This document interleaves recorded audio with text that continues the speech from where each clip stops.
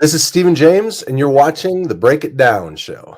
Stephen has written another book, and so I've got him back on the show.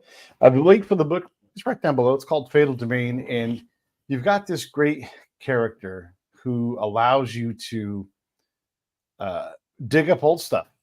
And it's a great story device because in this case, the premise of the book is there's some old stuff that has to be dealt with. But let's talk a little bit about your character and what have you learned about the character in the time from the first book to this book. Yeah, I appreciate it. So my main character is a redactor who has basically a photographic memory. So he has spent the last 15 years basically in the basement of the Pentagon. And he's the guy who reviews all of our top secret programs and decides what can and cannot be released to the public when a Freedom of Information Act request comes through. And so in as you mentioned, he knows all these secrets, and things from the past start to come back, and things do not turn out well at first. So just like any good story, there's lots of tension and lots of intrigue that gets the story rolling.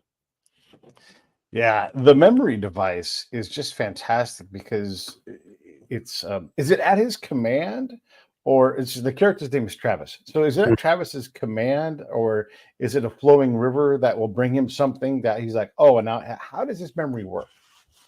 Yeah, that's a good question. He naturally has an eidetic memory, but he's also trained himself to remember things through different when I was researching the book, I found out that some people have this incredible memory, but other people train themselves to remember things extraordinarily. And so some people are memorizing dictionaries. People have memorized sets of cards on one pass through, memorizing the order of the cards, things like that, where so he can do some of that. It was just incredible to me. Like, why didn't I learn that whenever I was in high school? Just trying to learn dates and things like that. But getting rid of my damn locker combination. I know, right? Yeah, no kidding. So, but anyway, so he has this ability, and when he kind of really focuses in on something, it kind of locks it in pretty well, and he's able to go back and unlock those drawers in his mind and access that information. Yeah, and can he see all of it like a video? Like, oh my gosh, you're right. I went to the Ralph's for some cream, and there was that man with the blue windbreaker. I hadn't thought about it, so I wasn't able to remember it. Or how does that work for him? Yeah, that's interesting. I know one thing with him is this is something that I was considering as I wrote the book is how do you deal with it when you can remember, like you see someone and you can remember every time they've ever wronged you and every time you've ever wronged them, and it's like, how do you deal with that when you, so in a sense, he says in this book, he says, my mind wasn't a gift, it was a prison or something like that, where it's like, how do you forgive someone when you see them and all you think of is all of the things ways you've hurt them or ways that they've hurt you. So it's very interesting to try to imagine what it would be like to have a memory like that and how it would affect you and relationships that you had with people. Yeah. And what's his big flaw? Like a lot of times, like let's say in the analyst world, you can fall in love with your analysis and miss things all the time, right? And so does he have a flaw that's, that kind of the counteracting thing to the incredible memory? Yeah, it's interesting. A lot of people will look at stories and kind of look for a fatal flaw or a main flaw. And I typically approach it from a little bit different perspective where I look at vulnerabilities. So, so instead of like, a specific flaw in the way that he processes things or anything, I look at the vulnerabilities. And so he hasn't really worked in the field before. He's starting to now, but so that's kind of like his character arc is learning to be more of the typical spy kind of character, but he certainly doesn't have the background. So he's coming from behind in that realm. And also in it's, to me, compassion is a strength. It's not a weakness, but it's a vulnerability. Like, to harm me, if you attacked my wife, you would harm me by harming her because I care about her. And so, love in that sense is vulnerability, but it's a strength as well. And so Yeah. he has great courage and great passion, and these things can be turned against him through the villains, of the story. Yeah, that kind of work, especially, and we're talking field work, right? And like, there's Yeah, very few people you could talk to more clearly about this. It's a different thing altogether, and it's not for everybody. yeah, You have to be able to. We talked about this last episode. I have to extend trust. I have to build a low risk trust, reliable trust, because you're always wondering who's running who, right? mm, And if you're not doing that, then guess who's being run? It's like you have to always work on these things. So how does someone who houses all of this negative memory pool, how does that person dial their trust in and out, or how do they overcome that hurdle? Because if you don't allow someone to be something else than what you've experienced, hey, yeah. like, that person's never done me wrong, like that kind of thing can be legitimate. How does he deal with that? Well, in this story in Fatal Domain, he actually has to deal with it because I think, as you mentioned, things from the past come Yeah. to affect the present. And so there's a big twist at the end of Broker of Lies, and you find out some information about a certain character that hopefully will take readers by surprise. And Yeah, so yeah, yeah, yeah. so as this story progresses, as Fatal Domain does, he needs to decide if and how to forgive this person in his life. And so, um, I always love stories that deal with struggles and Mhm. tension instead of answers. I always look for dilemmas. And so, Mm. one of his dilemmas is what you just pointed out, is like how to learn who to trust again after being betrayed by someone that was very, very close to him. Someone who's your source, if you're in the field, you have to trust this person, you have to test them, everything, and they are in an impossible situation where they're being compromised, security, family, money, safety, whatever it's going to be, and working with me, or Travis, whoever it's going to be, um, further erodes that. Now, what I learned to do, this is way down the line, I would say, hey, Stephen, Yeah. we're going to get together, obviously, but what's the best way to do that? Like, what time do you want to meet? How do we keep you safe? And then this isn't something you do on the first date, right? But Yeah. I want Stephen to be safe. And so, yeah, sure, I can do my adorable little program to see if he's clean or anything. But if I'm already putting him in the most dangerous spot in the city at the wrong time of day, because I Yeah. don't know what happens in downtown, whatever, Yeah. boy, oh boy, I can really screw myself up and allow that person to see me as a detriment. And all of a sudden, I'm being run. Yeah, it's so interesting because trust to me and betrayal end up becoming so significant to so many stories of espionage, spy stories, and so on. Who do you trust? How do you Right. trust? What do you do with betrayals? And like what you mentioned is you have to trust someone, but also you have to be careful, who you trust and how much. And so to Yeah. me, all of those just make fascinating storylines.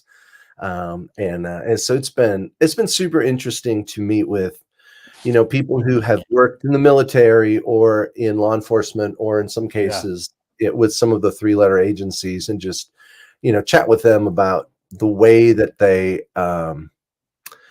work. And I've just been honored to be able to meet with incredible people and kind of pick their brains as I've Yeah. worked on these stories. In the world that I worked in, you collect psychopaths, sociopaths, very, very smart people as well, too. Like, you just can't do the job and score poorly on the entry test, right? Like, no matter how deeply they profile you, you've got to have an intellect that can handle a Mm. lot of variables. But one of the things that separates field agents from the folks that become analysts or they create operations is that comfort level with ambiguity. You're just not going to know. And the person that you have 50-50 trust with, sometimes it's going to come through incredibly for you, but also has a completely different goal set. And so Mm. they may cross you not to harm you, but to accomplish their mission. This stuff is really uncomfortable to manage. And then you have people who work around you that are trying to manage your safety and saying, hey, you're getting too far out there. You're like, yeah, but out there is where the information is that we need. Yeah, as I've worked on this story, I've realized that there are different things that people appeal to in the field, like what you're saying, in order to gain trust or to get people to work with them as assets and so on. And as a novelist, as an author, I'm always thinking, how do I get a character to do something they don't want to do? Right. And so there are two ways that I typically lean into. One is to bribe them, offer them something that they want. The second is to extort them, and that is to threaten to take away something they care about. And so in fiction, at least, very often one of those two will almost always appear in a story. As far as getting a character to do what they don't want to do, you'll often see the author bribe or extort.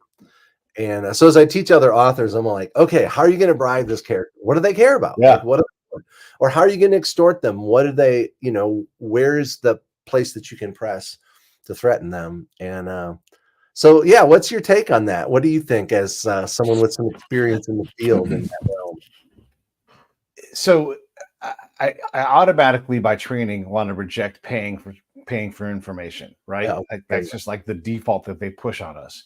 But I've also know that someone who needs $20 to buy a bag of rice is going to be your friend for life, So yeah, again, you have to, everything in this world is all balance. And so I don't want to buy information, but I want to understand the person that I'm working with and how do I create value in their life. So remove all of my needs, remove all of the information that I'm targeting.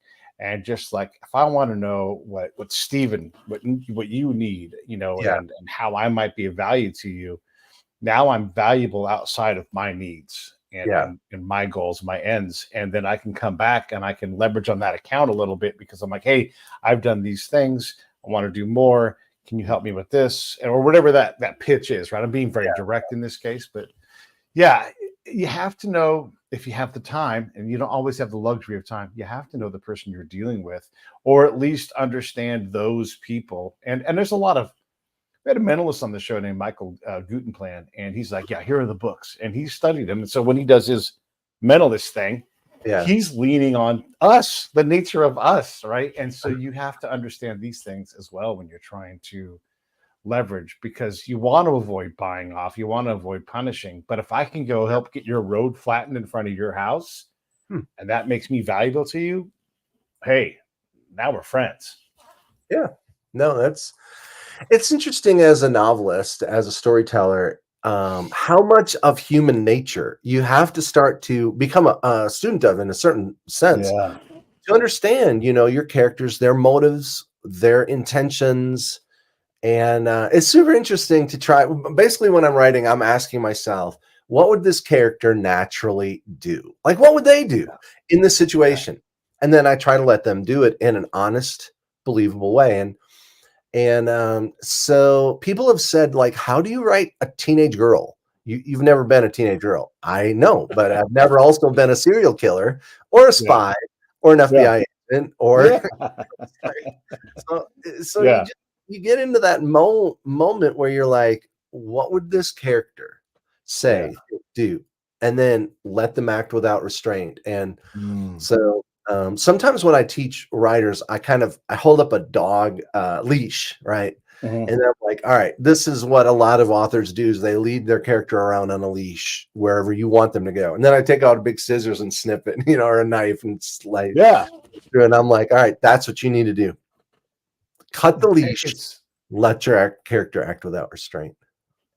It is akin to what I talk to people who are trying to understand what I do, or people who are trying to get to the level that I've gotten to. And I'm like, you have to imagine that you're on this horse that's running, and getting on the horse is like a big chunk of your fight. And then you have to just let go and let the horse go to where it needs to go to. You're desperate to go to that agave over there, but the horse is like, no, we're going to go over here at 100 miles an hour. You're like, that looks dangerous. But you get there and you're like, oh my God, I never would have known that this whatever was going to be here. And Mm, because I didn't grab that leash and yank it, because look, yeah. it's people will say like ask open questions, and then they'll say when. When is a closed interrogative. Like you now have taken everything out of that possible answer that could be there, rather than tell me your opinion on this thing. Whether when is, a basic interrogative can close off a lot of information, and that was a really tough lesson for me to learn, was to avoid interrogatives altogether. When possible, you can still Yeah. use them, but understand what that tool is there for, and don't lean on it because it's easy. Lean on it because it's the right question for the right time. Yeah, questions reveal, I think, in real people like you've experienced and you've worked with, Yeah, and also, with the narrative world. And one of the best ways to do that is to press these questions against your character about their yeah, desire, their fears. Um, I tell people, like, if you know what a character loves, you'll also know what they fear. So, like, if I love my wife, what do I fear? yeah, Someone hurting her or losing her in some way or whatever. So, and also, if you know what a character fears, you'll know what they love, what they care about, and it's like, so yeah, it's so interesting. Anger and love are closely tied. In other words, sure. like, yeah, so if you love the environment, you're going to be angry when people destroy it. I mean, so anger and love are cousins as well. And all of those things are so fascinating, to me, to get to drive in desire, love, fear, passion, anger, Yeah. and set them loose in a story world where those things are all going to come up to the surface. Yeah, it's great. Well, and you're talking by my language again here too. We're talking about affect, not effect. Hmm. And if I or the military unit or the government entity that I'm working with, if I can help them design, create, and get to the right affect from their operations, oh man, now we're competing. Because you can go and say, hey, we dropped ordnance on this house, we killed 3 people, damage assessment is X, Y, and Z. Like, yeah, but what happened all around that place? Hmm. What's the message? What do people believe there? What's in their heart? Because if you lost the war right there, but you think you won because you killed 3 bad guys, Yeah. and did you kill 3 bad guys? Yeah, of course we did. We know we did. Well, because I'll go there right now and I'll go talk to those folks. And we'll find out what the story is, because that Hmm. affect will destroy anything that's focused on a simple number. I like what you're saying about the idea of, getting the bigger picture, getting the bigger story, uncovering the truth. And Yeah, I really, whenever we watch the news, very often the news might have facts, but doesn't always have the truth. yeah, So, so you might hear this information, but what is the truth behind it? And what about the people whose lives were lost, or those close to them, and all of that? Um, I feel like stories, whenever we write novels and so on, they should be honest about human nature, and Mm. that means sort of peeling back, and saying, what. So, like, I was watching the news once, and they're like, 35 people were killed in a suicide bombing, and the Cubs won 5-3, and you're just like, you're just like, okay, that's fact, but Yeah, really value human life and the dignity and value of human life, like, those were lives lost, like, yeah, literally lost. And, like, how did it affect the people close to them? All of those questions matter. yeah. um, you can have the facts, but till like you have the bigger story, you maybe don't have the bigger picture. I had Andy McCullough. He's a writer, a sports writer, and just wrote a book about Clayton Kershaw. And one of the things about Clayton is he is so apex with his performance. He's just fantastic. And he is so set in his ways. He's not a whimsical person. He's a very regimented person. You've got me for 2 minutes, and he's not exaggerating. From 7:05 to 7:07, interview away. Because at 7:07, I need to be going. So, he's very, very regimented. And so as his career has evolved, everybody's like, you should go here to add this thing to your mix. And he's like, all I need to do is get healthy and throw the ball the way I've always thrown the ball. So I'm going to focus on that. I have this strength. why would I try something that's not on my strength? And he just wants to hammer his strength, and and it turns out to fantastic results, right? And so when you take the human nature of something, like what I'm doing is working. Your character, it's like I don't have to worry about discovering things. I just need to experience them, or however he, Mhm. does this thing. Yeah, you bring up an interesting point, and that has to do with strengths and weaknesses and where do we focus our efforts. And some people are like, you should, focus on your weaknesses and things. And I understand, like, I'm not judging either way, but I feel like people at the sort of top of their game, whatever that is, whether it's business world, sports world, whatever, Mhm. they're leaning into their strengths and they're really trying to, develop those. And so, in this series, we have characters kind of in that, high functioning realm, and Mhm.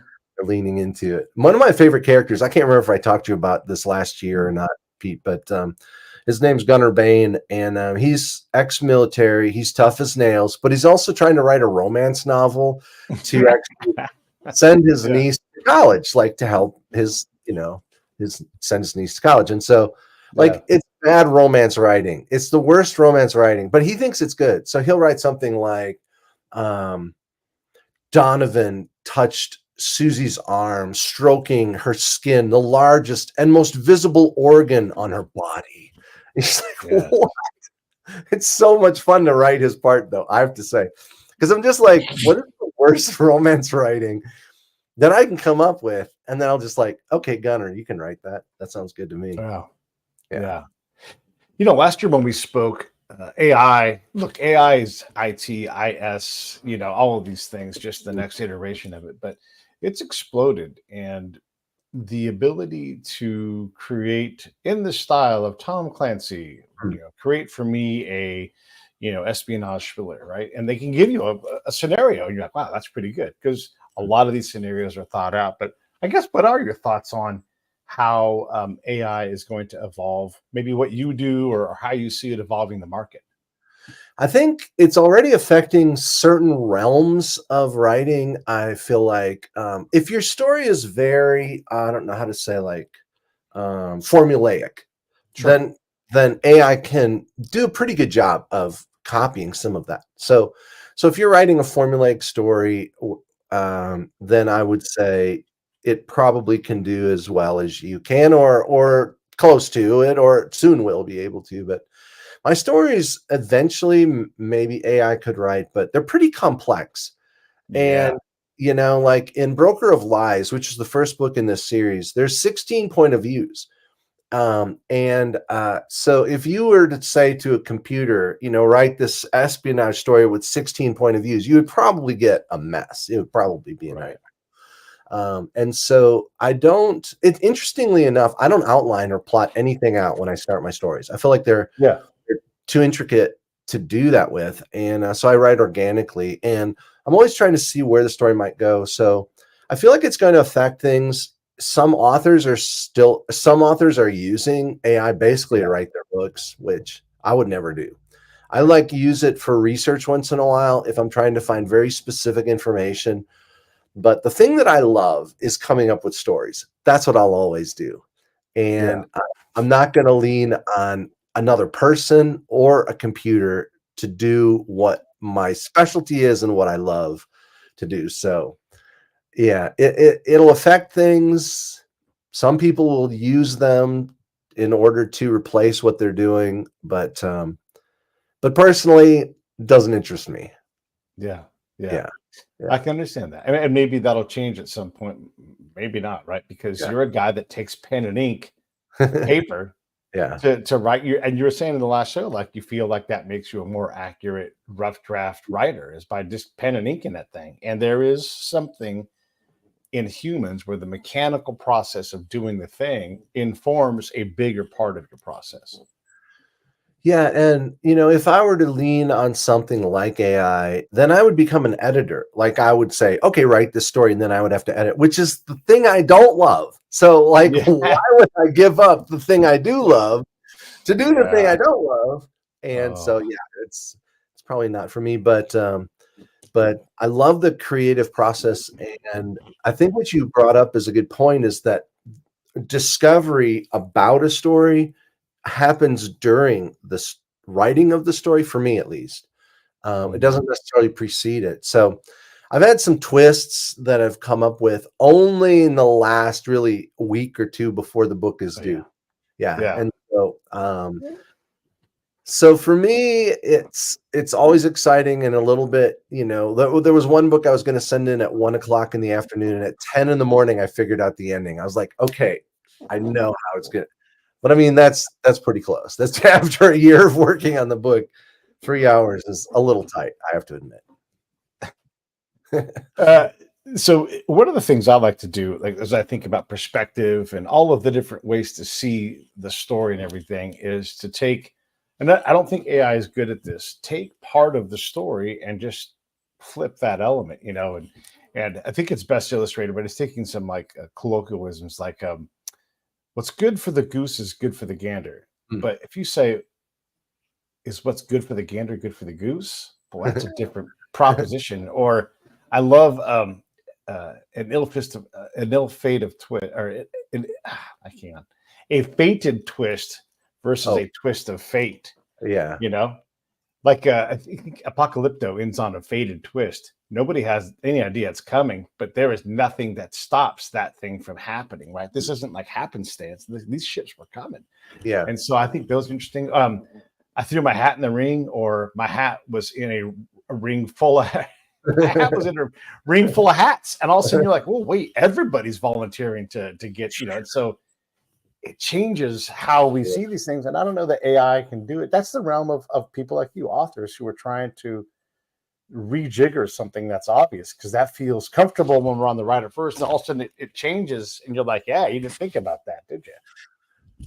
I feel like humor is very often truth that we haven't noticed yet. So in stories, I'm always trying to look for little things like what you just mentioned, little moments where someone would read it and say, I never actually thought of it in that way before. Not just humor. Well, humor is, but also there's poignancy to just noticing things that no one else has really noticed. In the book that I just wrote, there's this one girl who says, yeah, I just want to be a supermodel. And they're like, you want to be a supermodel? She's like, yeah, it's like the only job where you can stick super in front of it and no one thinks you're bragging. Like if you're at a cocktail party and someone's like, what do you do? And you're like, I'm a supermodel. They're not like, oh, you think they're like, that's amazing.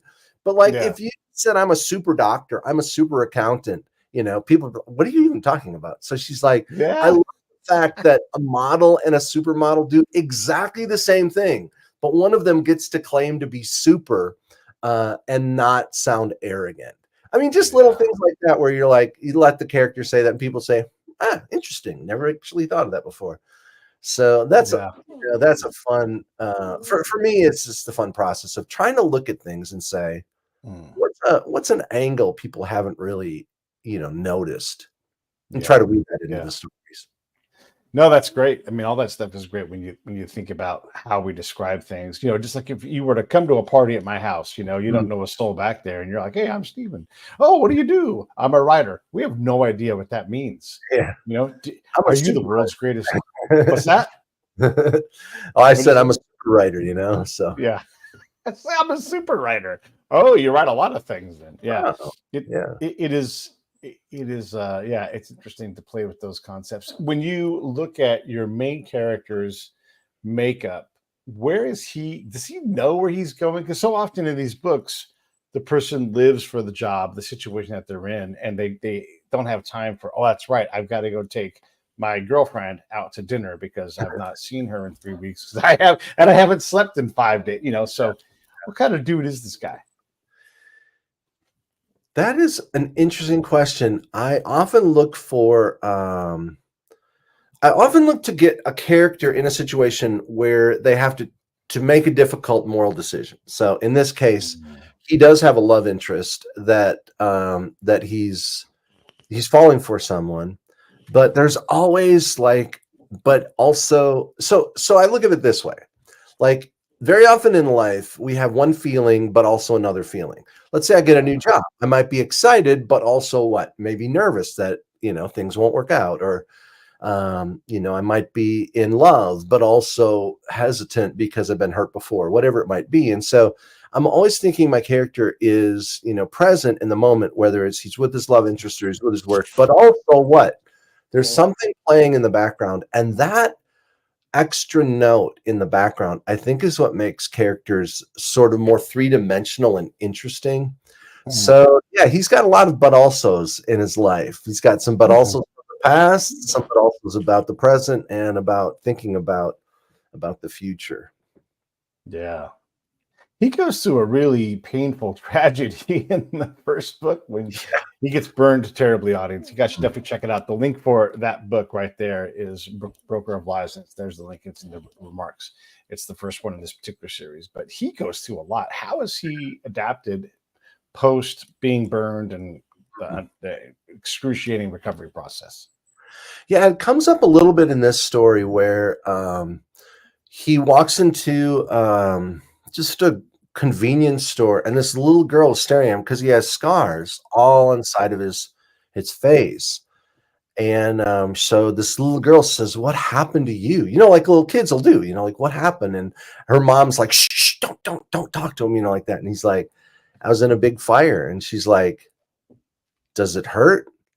And he goes, "Not anymore." But he's thinking, yes, in a different way. Like it hurts. Like he's recovered physically, but it still does hurt. Yeah. You know, the emotional loss and so on that he's gone through. And so yeah, he has dealt with that to a certain degree, but he still is getting used to the fact that people look at him as different just because of the scars that he bears from actually the courage that he had, because he goes back into a burning building to try and save his wife. So, Yeah. so yeah. So Yeah. Yeah. yeah. The worst moment in your life, if that's his worst moment, Yeah. is the thing that people quite often want to talk about the most. And you're like, could we just talk about something else? Like this burn scar, this doesn't define me. Matter of fact, it's barely me. This is just a thing that happened to me. It didn't make me what I am, right? And we all get kind of wrapped up in that one big obvious thing, and we miss the person for the thing. It's interesting, it's difficult to see because of the lighting and so on, but I have a scar on my side of my face here, on my neck and my arm. My chest is covered with scars. I was actually, when I was 11 months old, I was toddling around the kitchen, and my mom was cooking French fries in a deep fat fryer, and she turned from the stove for a moment, or the countertop, and I pulled the cord. 2 gallons of oil and grease fell down onto my face, my neck, my chest, my arm, and so I spent the next month. Can you imagine this little baby in an oxygen tent, and I got chicken pox, pneumonia. I just got a lot of illnesses because my resistance was so low, because my burns were all over my chest and my neck and so on. And so, as I was a kid, people would see my scars if I didn't have my shirt on, or if, my arm or whatever. Kids always like, "What happened to you? How'd you get your scars?"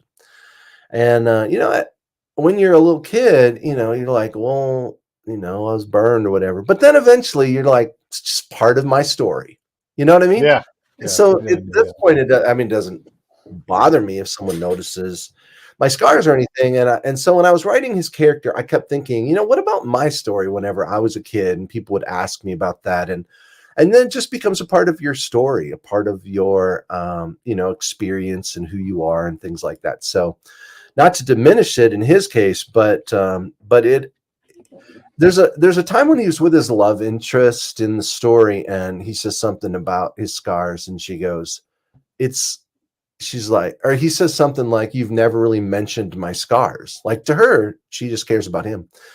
And she says something like, it's a part of your story, and your story is what matters to me," or something along those lines. And I kind of like that feeling, that sort of a moment where you're like, yeah, we all have scars. Some are visible, some are not, obviously. But I love the idea that our stories are what matter the most to the people that care about us the most. Yeah. Yeah, you're right about that. Like, especially when they have favorites, they're like, "Tell me this one again," and you like to tell that story Yeah, again. that's true too. So we're looking at Travis. Look, so people who don't know, go look up Stephen on Amazon or on his website, and you'll see how many books he's written. But you've taken this newer path, and now you've written, multiple books in the same Mhm. series. Is this what you're doing now, or will you weave in some of your other stuff throughout your publication schedule? Great question. I'm actually right now working on a new young adult series. Okay. A series of trilogy for teenagers. So kind of these chilling thrillers for teenagers. So I stepped back from Travis to work on this project this year, and but I have another idea that I'd like to return to his world with, having to do with something called op. I think it's I think it's called optogenetics. I have to look it up, but I was doing this research, and basically with mice, if you shine a light in a certain part of their brain, you Hmm. can direct them through a maze. Like you can make them turn through the maze. And I think it's called opto, like light. Anyway, Hmm. but I was like, Yeah. oh, as an author, I'm like, that's too interesting, obviously. So Yeah. what if you could do it with people? What if you could like control someone and make them walk out into traffic or walk off from a bridge, even if they didn't want to? And suddenly you have this really interesting premise, about free will, uh, Yeah. and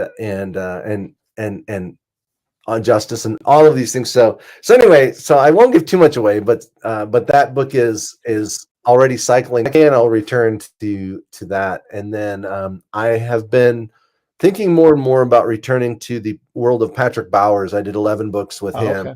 Yeah. in over the years, and I'd like to do another. I think I'd like to do another episode with Bowers. So Yeah. we'll see where things go. To me, I did, like I said, I did 11 books with him, and I came to the place where I was like, you know what, right now, I want to do some other stories. There are other stories that I wanted to tell. So I did a sci-fi story, Synapse. I did this espionage series. So, but I think I'm ready to revisit Yeah. him at this moment. So I just didn't want to become that writer that only writes the same story over and over again. They changed the name of the Yeah. love interest, the city, and the bad guy, but it's the same basically story. I was like, no, I don't want to be that guy. I want to just continue. So it's like you step out, maybe you fall on your face, and book doesn't do what you want or doesn't sell as much as you hope. But as a creative person, I feel like we have to keep stretching and trying new things. Risk, like without risking new things and risking possibly not being as successful with a certain project, I think you can easily get back into the mode of the exact opposite of creativity and just kind Yeah. of coast along, which I guess I always like to stretch myself and find new horizons. Yeah, there's something in our job as creative people where we're forced to go to the boundary of where we're comfortable Yeah, and explore what's there. I think so. And to me, I love that. And even though it is a little frightening and a little risky, I think that we have to keep venturing into that place. Yeah. Yeah. Yeah. Yeah, it's essential, right? Because that's we had Andy Summers on the show, and I was asking him who inspired him, who's in front of him. He's like, no, no, no, that's my job. My job is to be out there where it's uncomfortable, and you guys have to figure out how to get to where I'm at. And I'm like, yeah, right. Like he's and I think there's a lot of artists. Rick Rubin says the same kind of things. Like, forget the audience. Like, what needs to be made? That's your job, right? And there's any number of times where the publisher, the company that prints something, they're like, oh, this will never sell. We're not going to release it. And then it's the biggest thing you've ever done in your life because we don't know. And your job is to sort through these ideas, and you don't get to where you're at now by getting things wrong. It's so interesting with publishers. They really don't know what will sell, what will take off, what will be a huge hit or whatever. And Yeah. so, I met someone one time, and she was the editor at a certain publishing company that rejected the Harry Potter books. Like, and she Hmm. was talking about that. It's just like, obviously that was an enormous hit. And I've got friends who have, written stories and been rejected. One of my friends 82 times before Jeez. his first book sold. Now he's an international best-selling author. And um, so they don't know. The thing is, I think if publishers knew what really sold books, they just publish 10 books a year. They each sell 10 million copies, and Right. they don't know. They don't know any better than we do. Yeah. Yeah, it's always like they want the marketing to, I don't know, that I think this is my theory. You tell me what you think. I think what sells books is buzz, and what creates buzz is buzz. Like nobody knows exactly how it gets started, but suddenly for whatever reason, everyone's talking about this book, this movie, whatever. And then, it's a hit. But how does that get started? I mean, is it through TikTok or social media, through a podcast? No, I don't know. Maybe one or the other, but no one really knows. And so we just keep producing stories and trust that eventually people will hopefully get to notice the ones that really are hopefully well crafted and well told. It's you're right. Like you said a lot in that statement, but what creates buzz is buzz what creates buzz. And if a certain thing happens, is your book better than a book that's, we'll just say there's a lot of books. Let's just say this book that you've written is somewhat similar to that guy over there's book, right? You guys aren't competing. You've got different things. But some tertiary dude whose book is not as good is picked up, and Elon Musk is like, hey, I read this thing. It was awesome. And I'm picking on Elon a little bit here. That book will rocket past your guys' peer books that are pretty damn good. And you read this thing, and you're like, this is what you all picked. And that happens all the time, because of how our world works. Yeah. And I mean, we can get wrapped around the axle looking at reviews, hoping this will sell, that'll sell. But for me, in all honesty, I go to work in the morning and I say, okay, what's my next story that I want to tell? Dive into it head first. And I don't really look back to see how a book might be doing or selling or whatever. I feel like I'm just focused on the next story. Maybe it's not smart. I don't know, but it's like the only way I know to function, because I mean, so I think Fatal Domain's my 19th novel, over the last 20 some years. And, and so basically you write your story, you pour everything you have into it.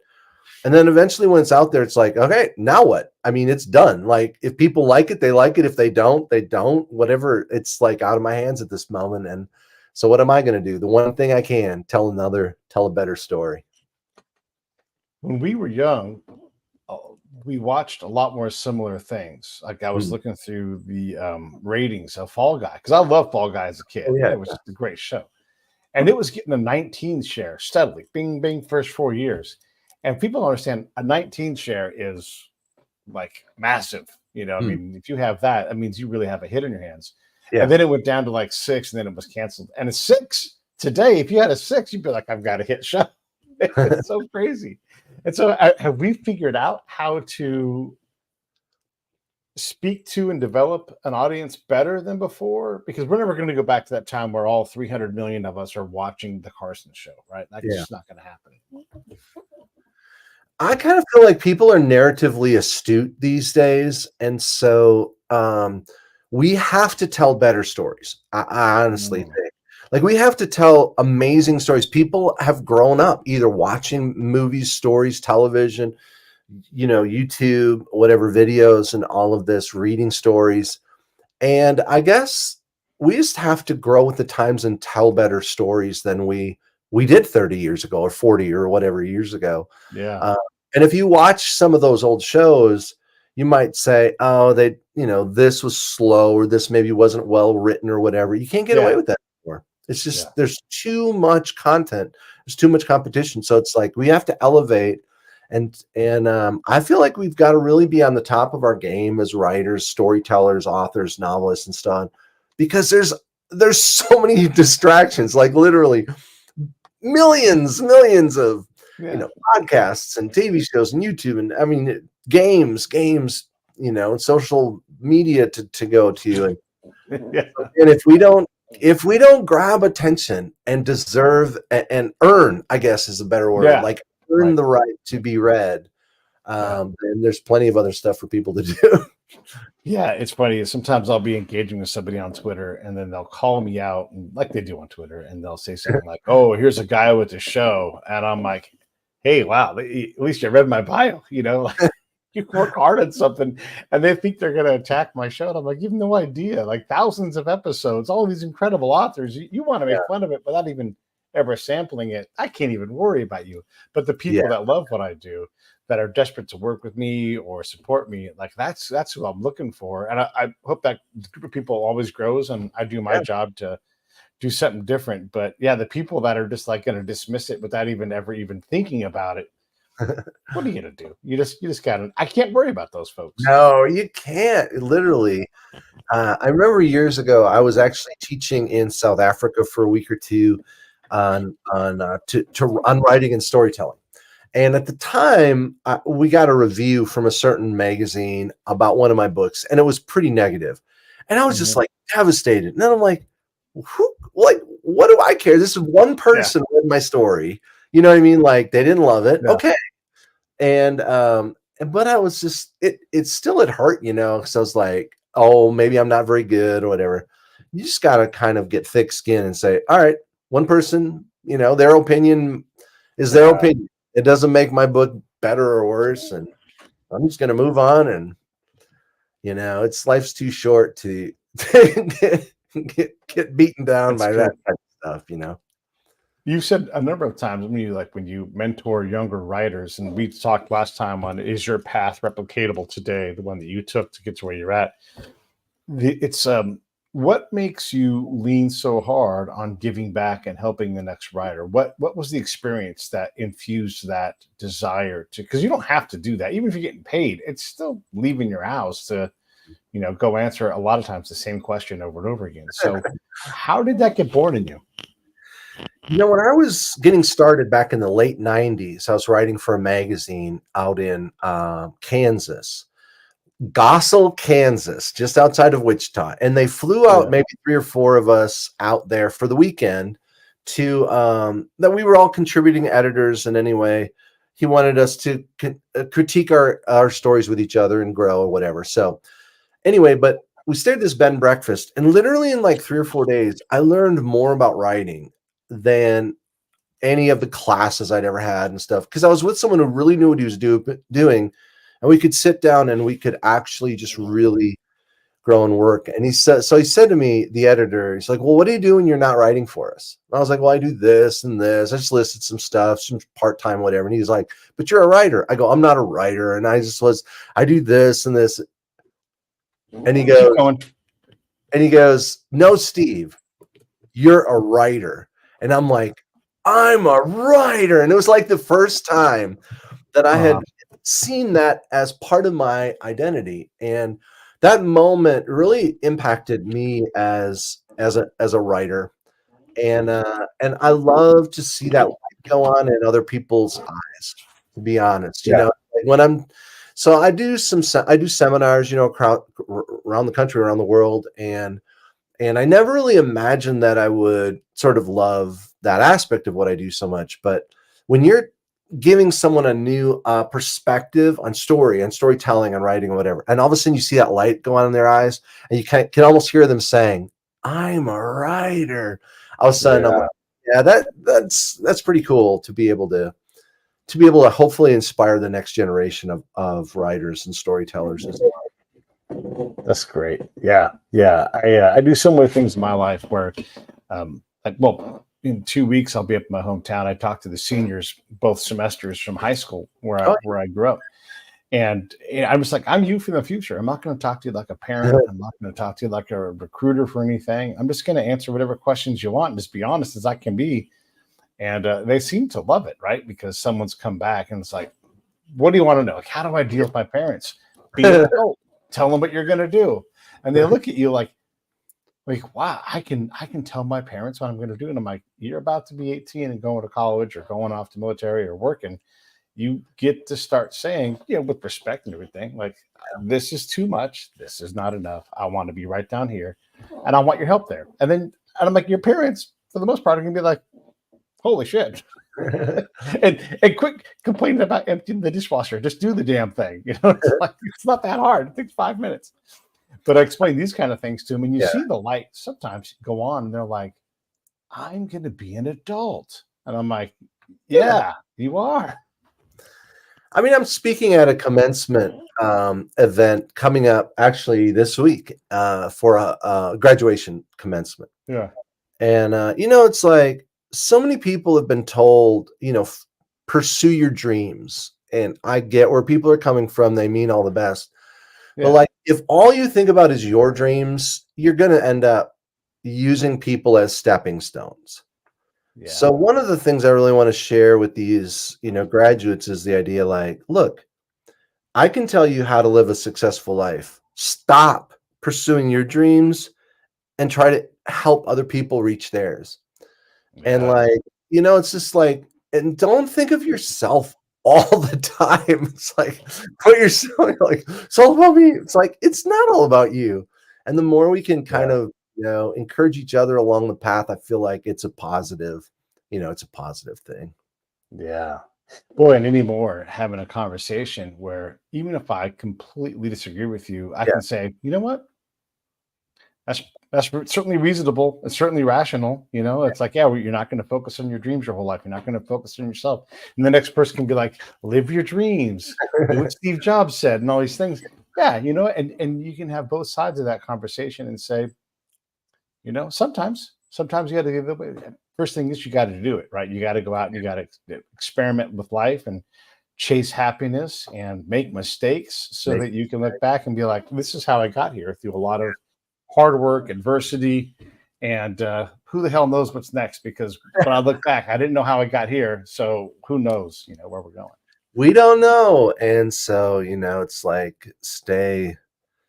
There's a story that I heard. Do you have time for a 2-minute story? Sure. Yeah. All right. So anyway, I heard this story. It's an old story from the Middle East.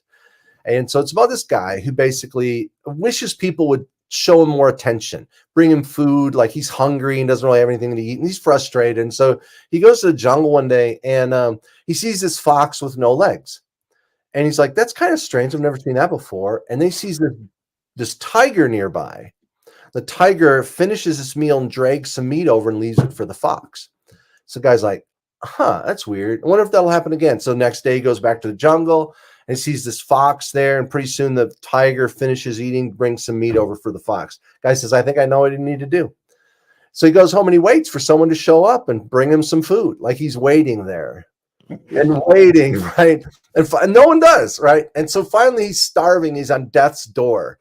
And he hears this voice, the voice of God, and the voice says, don't you even understand? You were supposed to be the tiger. Yeah. Yeah.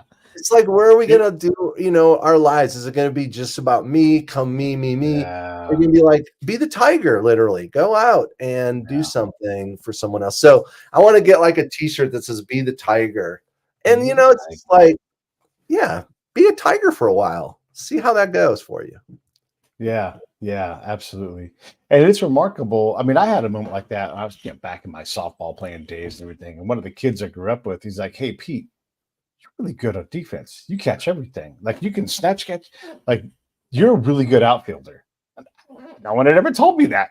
And so I'm like, I am a good outfielder. Yeah, I can, and I believed it. And so sometimes that little compliment, even to a seasoned pro, and I say this all the time when I'm booking people to the person I'm working through, like whether I'm working direct with you or with someone that is there working to help you. I'm like, hey, by the way, thanks for what you're doing. This is sometimes tedious, sometimes frustrating. But it's essential work. And so I see you doing it and I appreciate you, because look, sending somebody a Calendly link, I'm like, nah, I don't. I run my own calendar. Let me know if I can run, do this directly, because that experience, that opportunity to say, hey, thanks for doing this. I appreciate you taking the time to work hard to help me do what I'm doing. And so I don't know. I just think anytime we can default to human interaction. There you go. I mean, it's true. It's better. Yeah, no, it's good. It's good because the world, it's becoming rarer and rarer to. We've been fixing our internet, phone lines here. It's just been a nightmare because you get online and you can't find an actual person that actually knows what to do or how to help you. Oh, yeah. It's been crazy the last 2 days. I don't know how many hours we've been on the phone waiting for an actual person. And I said to my office manager, I'm like, their customer satisfaction has got to be like at 0. I'm like, this is terrible. And she's like, yeah, there's like a 1 rating wherever the ratings are. I'm like, yeah, that's terrible. Like, how can you run a business like that? It's impossible. Yeah. Yeah. And so when Travis goes home and he's like got this immense problem and he's like, I can't get my goddamn smart refrigerator to cool my milk. It's like, because these are real things that happen. Like when you get ready to go into patrol at time, I went to go up to my room to grab something out of my room, and the handle came off in my hand because stuff breaks in combat all the time. And I'm like, I can't get into my room. I don't know what to do about this. And so we covered the bases and we got it all figured out. But when I got back, it took hours to figure out how to deal with that. And I don't have hours to give ever, right? Because the job is so hard to do. And it's funny how life teaches you these lessons that some things just move at the speed that they move at. You can put effort into it, but you're just pissing in the wind sometimes. Yeah, I try to be patient with people, but I get impatient when I can't, when I run into those sorts of things. It's like, come on, you're killing me. Anyway, but just like you, it's like I've got a lot I want to do, stories I want to tell. And so but I love what you do as far as appreciating the people that you work with. It means a lot to folks. And I mean, it doesn't take that much extra effort to basically say, hey, thanks for what you're doing. And I feel like it's positive all the way around. Yeah, I love it. Everybody, so this is Stephen, and his book is down below, Fatal Domain. And all you got to do, you know what I always say, buy 2, buddy read. Get one for a friend and just start, or go back 1 book in time and start in the beginning and go on this journey. It's fantastic. Everything that I've read as I've gone through this and gotten a chance to read the books, it's all great. And I'm pretty particular about spy stories, but I really enjoy it, and it allows me, if I can get into a book, that's a hallmark of something that's really interesting. So I think everybody should appreciate it. Yeah. Hello. Yeah. Anything you want to close up with, or you want to ask me, or anything at all? Otherwise, we'll wrap this thing up. I just, once again, thanks for what you do, and thanks for having me on the show. I appreciate it and look forward to coming back again sometime. Yeah, write another book. Come back. All right, let me roll these credits. I'll be right back to you. Hey, thanks for watching the show. I really appreciate it. Right here, you can subscribe. Please do that. It makes the show grow. Hit that notification bell so you know which incredible guest is coming up next. Down below is the PayPal link. You can put a small subscription in. That is an enormous help. All that money goes right back into the show. And then right up over here are the next episodes you should listen to, curated by yours truly. Thank you